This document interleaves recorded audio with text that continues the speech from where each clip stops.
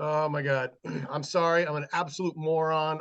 I'm out of this office, not realizing that the only way I was going to get decent Wi-Fi was to use my phone as a hotspot. So as soon as I walked away, it kicked you all out. I apologize. I'm going to leave my phone here and I'm going to leave the laptop running. Please continue. Apologize for the pause in the action. I hope we didn't interrupt your daughter's parent teacher conference. Fine. Your teacher was saying something. I'm sure it was great. I'm going back to Okay. Um, Rich, what were you saying? I'm sorry, I don't know who we left off on. I think Tom was just giving, we ended up with, Tom gave like a sort of a step-by-step procedure on, how his underground typical construction's being done. But as Tom said, most of the time we start the sewer. But as we observed on York Street and Second Street, as you're digging, 10 feet deep to replace the sewer, sometimes we find water mains that are broken. And if the water main breaks and continuously breaks, we may have to put the water main in first and then come later on and do the sewer. So again, we gave a typical step-by-step procedure how the utilities are going to be replaced, but there are times where we have to deviate from that procedure for what's best for the neighborhood, and either doing the sewer first and then the water main, or the water main then the sewer.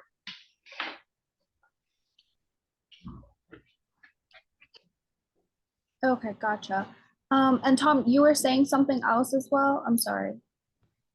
I believe I just described to you the test pit procedures and the fact that the contractor has to obviously perform test pits to ascertain the information of existing conditions and conflicting utilities. And then what we do is once we do those test pits, I believe on this project, there's about 10 of them. We're going to provide that information to Mont McDonald, who is the engineer, the resident engineer on site, and he will ascertain that information, and based or predicated upon that information, he will provide us with additional details on how we are to go about prosecuting the work. Okay, gotcha. And just to, I guess, relay some of the concerns that I've seen from the First and New York Street infrastructure project was what you're saying is that you're going to be doing the test bits and then take like a break, order the materials, come up with a game plan on how you're going to execute this, and then return. One of the main issues that we've had was like a lack of communication. So like the contractors will come in, do work, and then leave for a couple of weeks, and then residents are like, don't know what's going on. There's like a gap in communication, and then out of nowhere, construction will begin, and then we have residents that work from home. They didn't plan accordingly, so then they're kind of like bombarded with all of the work that's happening. So what I would like to request is that once you do restart work, we give all of the residents a 48-hour notice so that they are well aware of the work that's going to be happening.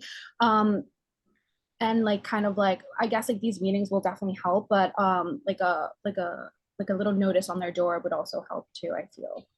No problem. Underground utilities, we do have a resident notice that we have placed before, and I know Richie has his notices as well. So I will back up if the JCMUA wants me to. I will back up his notices with our own, and give advance notice of 72 hours prior to the commencement of work. Okay, yeah, that's great. We can never have too many notices. Understood. And Crystal, if we could try to obtain, a majority or even all of the residents in the neighborhood, their email address. Every Friday, Tom will provide an update on what was done, and a week or so look ahead, and we like to shoot that out, every so often. Yeah, what I found worked best was that my office gave out notices with my email and my phone number in case they have any questions or anything, and that really helped me in getting a lot of the emails for Second and New York Street. So I'll do the same. I'll send out my email and have them reach out to me so that I have like a spreadsheet of everything. But Eric is also very instrumental. He has a lot of the residents' email and phone numbers, so we'll coordinate together on that. Maud had a great question. She was asking how are the notices sent, if they're sent by email or if they're sent by mail. No, normally, we have a superintendent on site. My superintendent's name is Danny Santos. He'll be the day-to-day contact on that particular project. He leaves, a door notice in the mailbox. Obviously, it's the only time we're allowed to leave them is when construction process is taking place. So they will get a notice in their mailbox and or underneath their door. And, we put out 50 to 100 notices. So, I mean, the neighbors and the residents will be duly warned, regarding pending construction operations. The only time, Crystal, and you're aware of this, the only time where the residents will not be warned is if we have an emergency water main break where, we can't give, 24 hours on a water main break. If there is gonna be water main work scheduled, you'll be able to give 24, 72-hour notifications, and the work will be done at night, so there's less of a disturbance to the neighborhood. But however, if we do have an emergency break, because downtown is noted when underground starts unloading their Yeah. machines, the vibration, we can't give any notification for an emergency break. Gotcha. Maud had a question. She said, will we receive the notice for the test pits with dates and locations of the 10 test sites? Yes, so let me just explain to you what happens. JCMUA issues me, a no parking, a traffic plan. Once they issue a traffic plan, the contractor has to notify, the parking enforcement. Parking enforcement then provides us with signage. Signage is posted on the affected area, every 20 or 30 so feet. Don't quote me on the 20 or 30 feet. It's wherever we can get a tree or a pole. And those notices will ultimately be on the sidewalk, regarding when construction operations are taking place, in addition to the 72-hour advance warning notice that my superintendent will give prior to the commencement of construction. And I'm sure Richie can carry him off that, Rich. Yes. Okay, gotcha. So the residents will know the location of where you're going to be doing the test pits prior to the work being done. Okay. Absolutely. And we have an individual on site, obviously, who can answer and respond to any of the questions that you may need answered, on a one-to-one basis. We do have a foreman and we do have a superintendent on the job who'll be more than willing to obviously, answer any questions. And then in addition to that, if you want to call me, I'm available 24 hours, 7 days a week. Okay? Okay, perfect. And my name, yeah, I'm sorry, Rich. No, bro. And also, Crystal, being so close to the school and we know that that's a very busy area. So we had you were on it with the call with Principal Rivera. So Underground's going to have a window of to do the work, after the school gets in and before the school gets out, so on and so forth. But on the days that there is no school, we have a lot of holidays coming up. We instructed Underground to, as opposed to doing the 6 hours a day, let's do a full day while the school's not there. So every hour that we put in more during the course of the week, when school's not there, it removes an hour at the end of the project. So, again, the more time we're there working on a Monday or Tuesday when school's out, we'll take 2 days off at the end of the project. So that was something that you wanted to call with the councilman, and I just want the residents to know that in the event that Underground has a 9 to 3 permit, that the days that school is not in session, we're going to take or use that opportunity to continue to work and to get as much work done while school's not in session. Okay.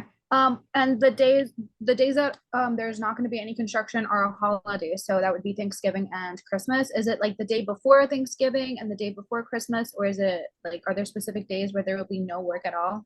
Yes, the Underground is aware, just like all our contractors, the Tuesday before Thanksgiving, the Wednesday before Thanksgiving, we don't want no work done on Wednesday, because in the event we have a water main break, people are coming, relatives are coming to visit their families. So basically Tuesday, is gonna be the last day that Underground will be working.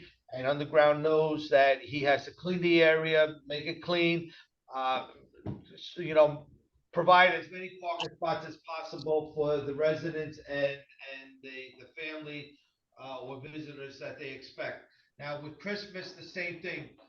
The day before Christmas Eve, there will be very minimal work, cleanup, whatever needs to be done. And then from that point all the way to the beginning of 2024, January 2nd, is when work will commence again.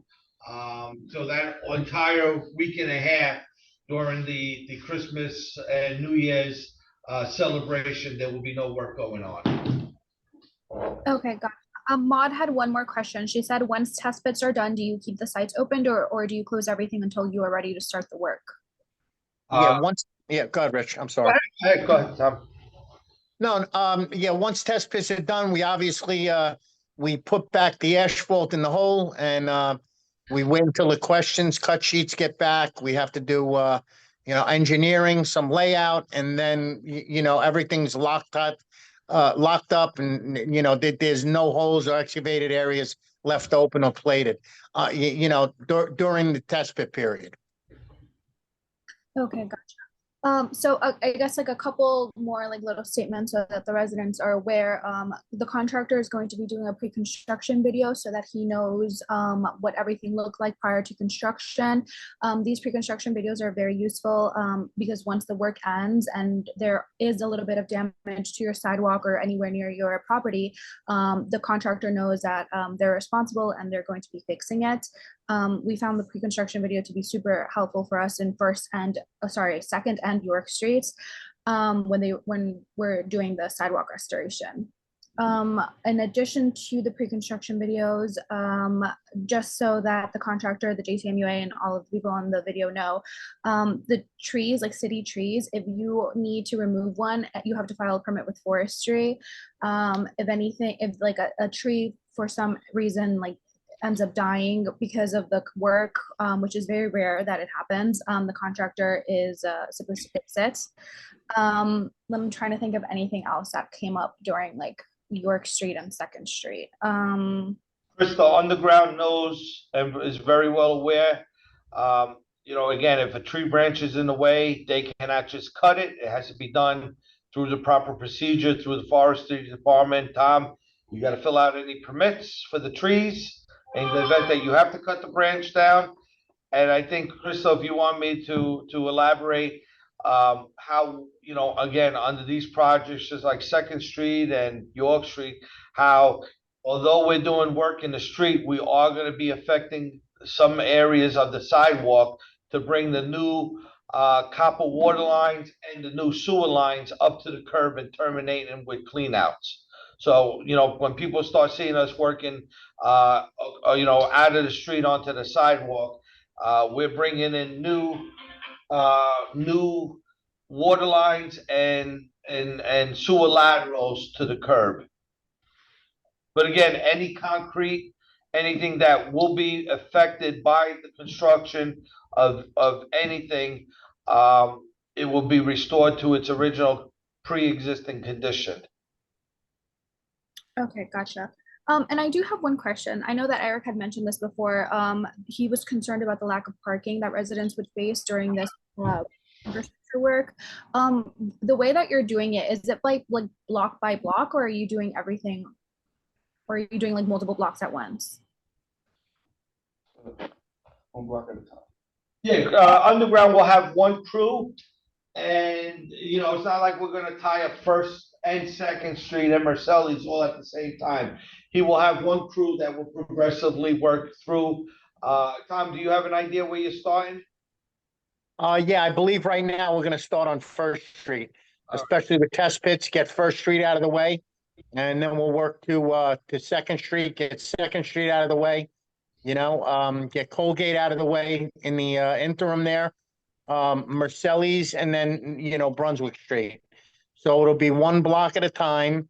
It'll be one crew, and we'll have limited shutdowns only at the areas where we are doing test pits.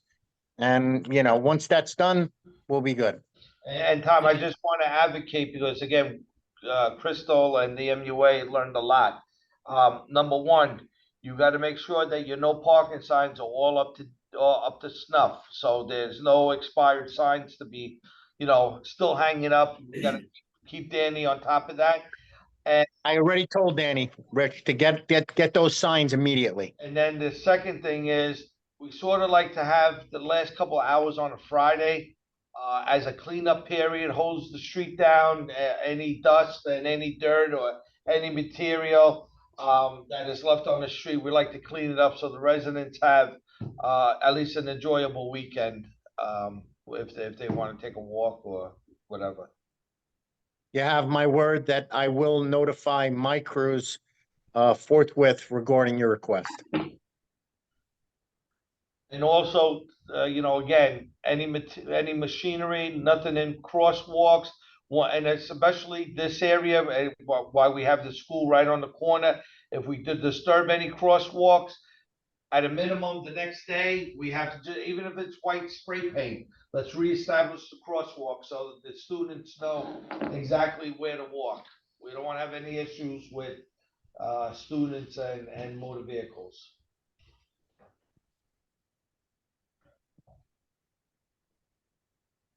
Same thing like you did on Van Horn, Tom. There, by that school, I mean, there was no issues whatsoever. Yes, sir, will do. You have my word on that.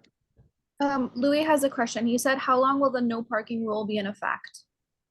So the one good thing about the JCMUA is they only provide us a month of permits. So it's contingent upon obviously work being performed one continuous operation.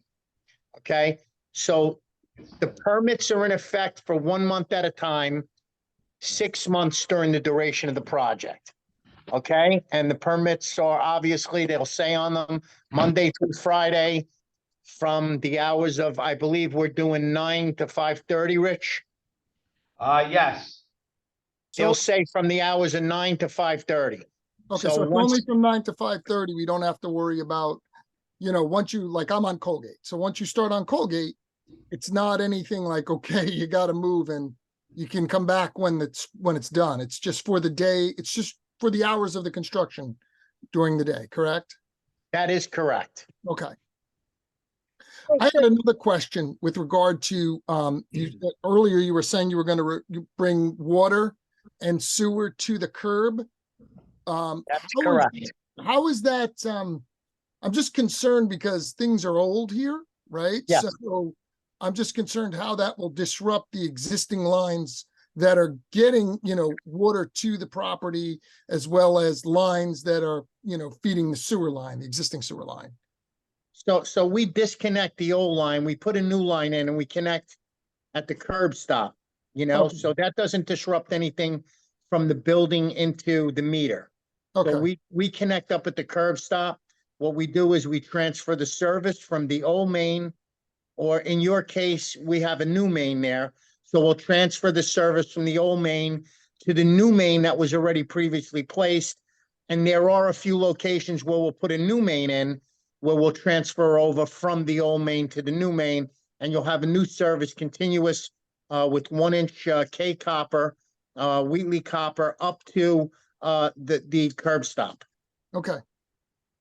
All right, so you to be honest with you, the hookup is literally half hour, I'm gonna say, at minimum, but don't quote me on that. There obviously is at times, and Rich can tell you, ramifications. We find something funky. I mean, you're talking about a system that's been in effect for 100 years.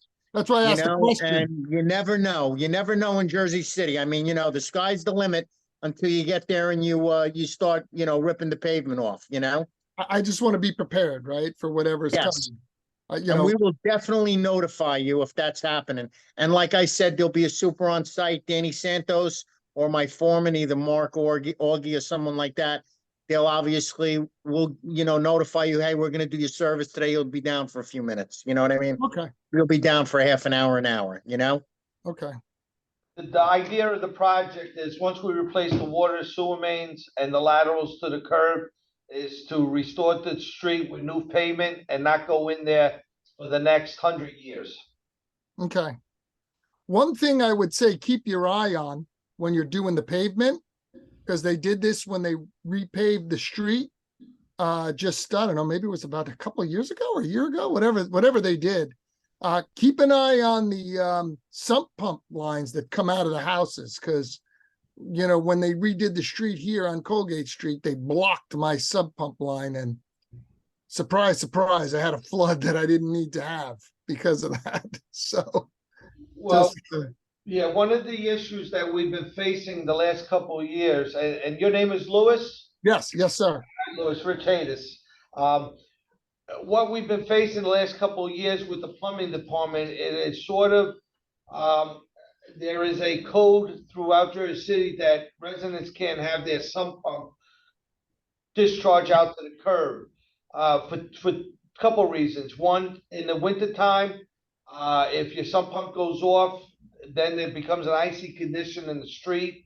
And then in the summertime, sump pump goes off because we have, you know, a heavy or a high water table. And if there's any puddles, then the mosquitoes. The reason for your sump pump, is it because of just the groundwater, or is it to get water out of the basement during wet weather events? You know, I'm not the expert, but I'm going to tell you what my opinion is. It's because the water table is very high. And, you know, sometimes it could be no rain at all. And if the tide is high in the Hudson, Sure. that pump is running.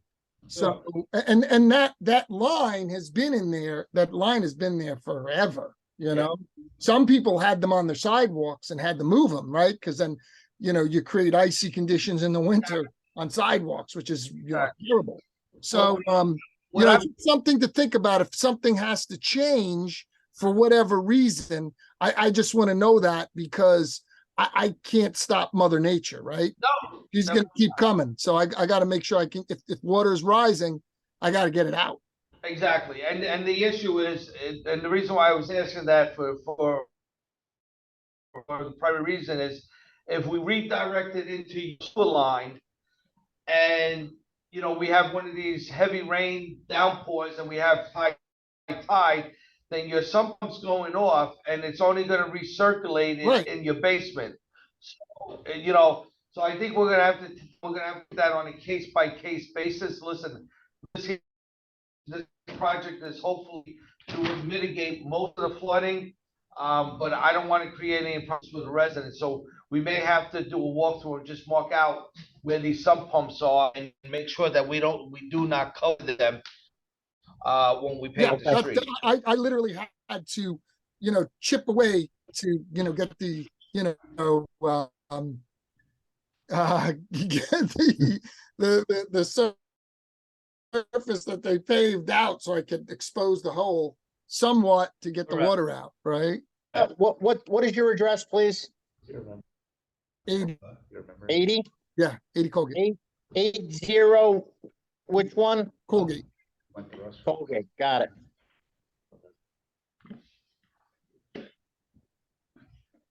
Okay. Sorry, so back You know- to Louis' initial question about the parking. Will there be heavy machinery parked on the street while there's work going on, like after the 5 o'clock end time or the 5:30 end time? Unfortunately, during the times that we are putting pipe in that area, there will be a section, I think Richie can expound on this for you. Yeah, see, what's happened, Crystal, is, you know, as not only the contract MUA, the residents want to finish the job as quickly as possible.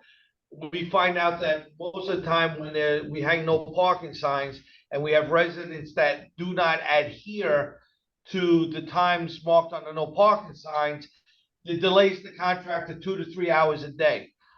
So what we like to do, and this is what we did on York Street, we did this on Wayne and throughout the city, is if Tom is working at that day between, say, 100 First Street to 110 First Street, and the next day he knows that he's going to be working between 110 and 120, we try to secure that spot with material. So when he comes in the morning, we don't have to wait 3 hours for parking authority to come or the police to come to tow away the cars. We lost a lot of time on previous streets that we worked on that really could have taken 2 weeks off the project. So, you know, we're not going to take an abundance of spots up, but we try to secure as much spots for the next day so we don't have to worry about calling parking authority or the police to issue summons and get the cars towed. Okay, gotcha. And most of the time, it's not the residents of Jersey City, it's folks that are visiting and they're New York plates, Connecticut, they're not Jersey City residents, they're out of the city or out of the state, and we just end up wasting too much time. But what I am trying to do, and I don't know how successful I am, as I said before, the city owns property on the side of Jewel Electric. Tom, maybe if we could set up a meeting tomorrow or something with Jewel Electric, let me see if, I don't want to park in Jewel Electric's lot, but if we could utilize, or the residents could use their lot to have access parking. It is a blacktop, we may have to clean it up a little bit, but that could be used either, again, as storage for your material, so you take up less spots, or it could be used for either the teachers or the residents to park there. Yes, So Councilman Solomon had made a point, for the city-owned lot that's there.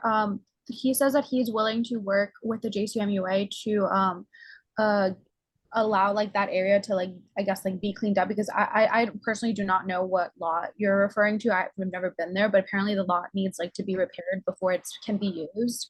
where Specifically is this lot, Crystal? near Julius Electric. Jewel Okay, Electric, it's on the- very it's good. actually on the other side of the Turnpike extension. You Yeah, have to actually drive underneath the Turnpike extension. It's behind the park, number 5 park. You know, by Mary Benson, whatever it is. Okay, so Very that's bad. that little roadway by Jewel. Yeah. You come through Jewel's parking lot. There's Correct. a roadway that goes behind it underneath the park, the turnpike, correct? To get to Jewel, you have to go underneath the extension to get to Jewel Electric. Yeah, Tom, what you're talking about is the roadway behind Jewel Electric that Conrail uses. We're Yes. looking at- Oh, okay, I don't know, I didn't mean that, I'm Yeah, sorry. no, as soon as you go through Jewel Electric, as you're facing north, it's the next lot between that and Newark Avenue. The only problem with that is that anybody who needs to get to that lot is sort of landlocked, because Conrail owns part of that parking lot and Jewel Electric owns that part of that parking lot. So we may have to get some agreement between either Conrail or Jewel Electric to get to that property, because there's no other way of getting to that property. Okay. What's that street up there? gotcha. I mean, I'm just a resident, so I'm not gonna tell you how to do your work. But my opinion is, I think it's best that, look, for example, if you're gonna be working Colgate Street, everybody that lives on Colgate Street, you gotta park in that lot while you're working on Colgate Street, so you can start and get done and get out fast. That's my opinion, you know?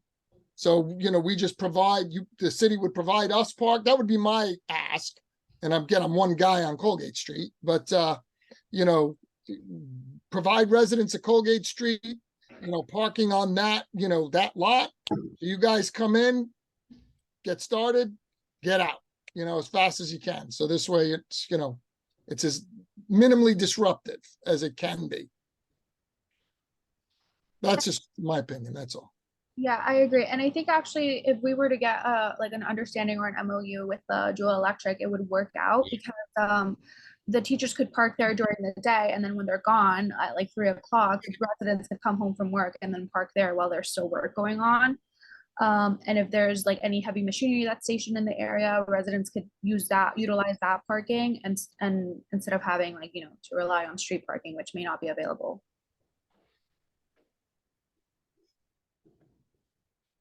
But yeah, Rich, if you do set up that meeting, I would be happy to attend that meeting. I can inform Councilman Solomon, and maybe he could attend as well.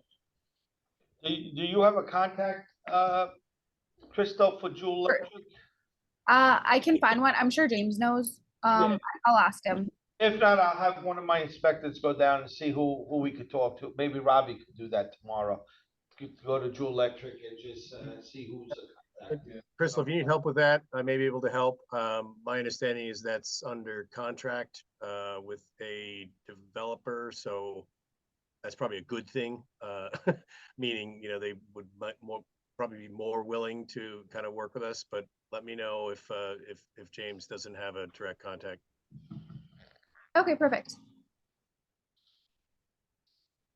All right, there are some questions still in here. I need to end the meeting on 40. Can we just, Crystal, follow up? I'm going to watch recording and take some notes on what was discussed so that I can, you know, blast that out to the village neighborhood. But it sounds like, Tom, you aren't cleared yet for test pits, so nothing is happening, you know, as early as next week. But if you could just, you know, make sure that we keep the communication open, even if it's just shoot an email to that thread that has, you know, Brian and Crystal and myself on it, I can immediately disseminate that information to residents.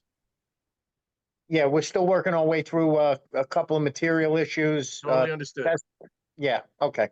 Totally understood. Yeah, if you just let us know when you make headway direction, and we can help along with Crystal and Councilman Solomon's office. We can help be the kind of mouthpiece to get it out. Thank you very much. Yeah, and as Rich suggested, we'll disseminate the look ahead schedule so that everyone's informed in advance. And Oh, fantastic, Brian. Yeah, I'm glad to hear that. Yeah. I'd look ahead. yeah, we all want to work together so that everyone's as happy as we can be. So That's great. All right, all. Thank you. I'm sorry I had to miss most of this. I look forward to catching up and watching the proceedings. But I want to thank you all for your time. I really appreciated this. Thank About you. as Thank you, everyone. cooperative and coordinated an effort that I've seen in Jersey City, and you know, guys like Lou and myself are really happy about this. So Yeah, thanks for taking the time for this. This Yeah. is good information, you know? appreciate it. Thank you all. Thank Thank you you. so much. Have a great evening. good night. Good night, everyone. Have a great evening. Good night.